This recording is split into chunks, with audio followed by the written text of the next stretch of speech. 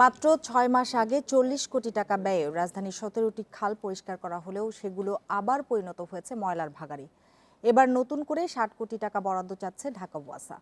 পরিবেশবাদীরা বলছেন, জবাবদিহি না থাকায় উন্নয়নের নামে অর্থের অপচয় হচ্ছে।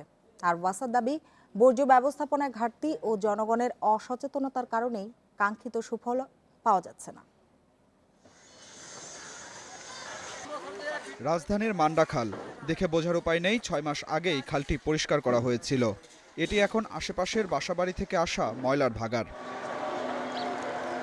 একই অবস্থা বাসাবো, সেগুনবাগিচা, সাংবাদিক কলোনি সহ রাজধানীর অন্যান্য খালগুলোর। এক একটি খাল পরিষ্কারে গড়ে ২.৫ কোটি টাকা বরাদ্দ হয়, কিন্তু দুর্ভোগ কমেনি নগরবাসীর। স্থানীয়দের অভিযোগ, খাল পরিষ্কারের পর আর কোনো নজরদারি নেই ওয়াসা বা সিটি কর্পোরেশনের, তাই কিছুদিন যেতে না যেতেই একই রূপ। আশেপাশে বিল্ডিংগুলা, এখান থেকে সবাই বারান্দা থেকে ইচ্ছা মতো ময়লা ফেলতেছে। ময়লা ফেলার কারণে দেখেছে পানির যে স্বাভাবিক ফ্লোটা এটা নষ্ট হয়ে যেতেছে। সিটি কর্পোরেশনের লোক তো আসেই না, মানে অনেক কষ্ট আছে, আমরা অনেক দুর্ভোগে আছি, বুঝছেন। বর্ষাকাল আসলে পুরো দুর্গন্ধে এখানে থাকা যায় না। এটা সরকারি খাল, এটা থাকবে পানি নিষ্কাশনের জন্য, ময়লা ফেলানোর জন্য তো খাল রাখে নাই। একে জনগণের করের টাকার অপচয় বলছেন পরিবেশ আন্দোলনের নেতারা। এটা তো জবাবদিহিতা আনতে হবে যে আপনাকে যে গত বছর যে বরাদ্দ দেওয়া হয় এই কাজের জন্য, সেটার কতটুকু করছেন আপনি, কেন এই বছর আবার টাকা লাগবে, এই জবাবদিহিতার কিন্তু আওতায় কাউকেই আমরা নিচ্ছি না। ওয়াসার দাবি, বর্জ্য ব্যবস্থাপনায় সিটি কর্পোরেশনের ঘাটতি থাকাতেই খাল পরিষ্কারের সুফল পাওয়া যাচ্ছে না। আমাদের ঢাকা শহরে যত পরিমাণ সলিড ওয়েস্ট জেনারেট করে, আমরা কি তার ১০০% ম্যানেজমেন্ট করতে পারি না। সলিড ওয়েস্ট ১০০% ম্যানেজমেন্ট কিভাবে হবে, সেইটার দিকে দৃষ্টি দিয়ে, ব্যবস্থা নিয়ে, পয়সা খরচ করে, প্রজেক্ট করে ওইটা যদি আমি করি, তাহলে তো আমার রোজ রোজ খাস পরিষ্কার করতে হয় না। নগরবাসীকে দুর্ভোগ থেকে রেহাই দিতে ঢাকা ওয়াসাকে সব ধরনের সহায়তার আশ্বাস দিলেন ঢাকা দক্ষিণের মেয়র সাঈদ খোকন। সমন্বয়ের ঘাটতি এই মুহূর্তে নাই, উদ্যোগের কমতি এই মুহূর্তে নাই, একটু সময় লাগবে, কার্যক্রমটা আমরা শুরু করব।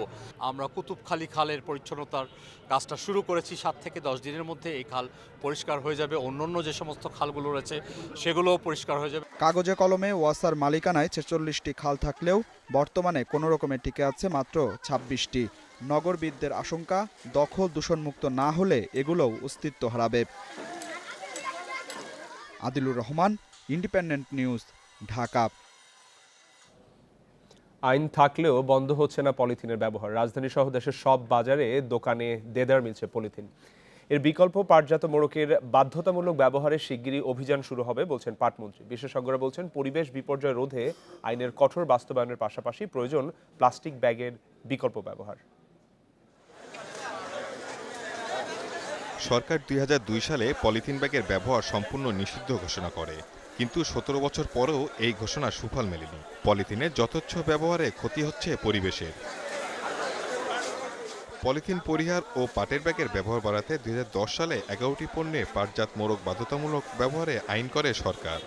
পরে ১৯টি পণ্যের জন্য তা বাধ্যতামূলক করা হয়, কিন্তু বাস্তবে পলিথিনের ব্যবহার কমাতে এর কোনো প্রভাব পড়েনি। এখানে পাটের ব্যাগ নাই, এজন্য আমরা এটা বাধ্য হয়ে কিনতেছি। সচেতনমূলক প্রচারণা আরও বেশি হওয়া উচিত, খুবই বেশি হওয়া উচিত। পাটের ব্যাগ তো নাই গা, তখন তো আমরা এই জন্য প্লাস্টিকের ব্যাগ বাজারে এভেলেবেল চলতেছে দেখে আমরা বিক্রি করতেছি। বেসরকারি সংস্থা পরিবেশ বাঁচাও আন্দোলনের তথ্য অনুযায়ী প্রতিদিন ঢাকায় অন্তত ২ কোটি পলিথিন ব্যবহার হয়।